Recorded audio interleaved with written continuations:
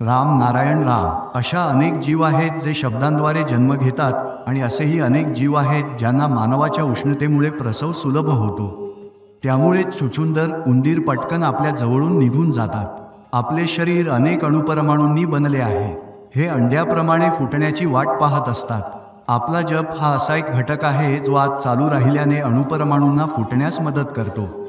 जितकेही जीव आहेत ते ह्याच ग्रंथींच्या फुटण्यामुळे तयार झाले आहेत।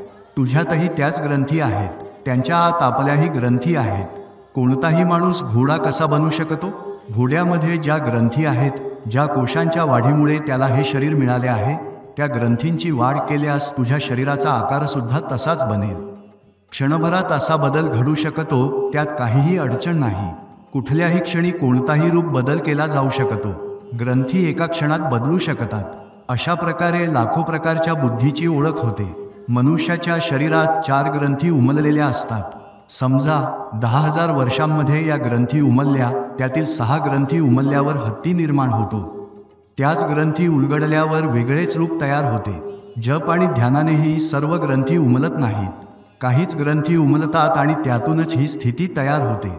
एका लाखात किती जण राजे होतात आणि किती जण कवी होतात हे त्यावर अवलंबून असते। सर्व काही शक्य आहे। बंदुकीच्या गोळीप्रमाणे योग्य ठिकाणी लक्ष साधल्यास दूरवर पोहोचता येते। पहा, इतक्या लहानशा दडपणाने काय घडते? ग्रंथींवर दडपण पडत नाही म्हणून त्या उमलत नाहीत। काही गरम झाल्यावर उमलतात। मूलाधार, स्वाधिष्ठान ते सहस्त्रारपर्यंत ही नावे का ठेवली गेली आहेत?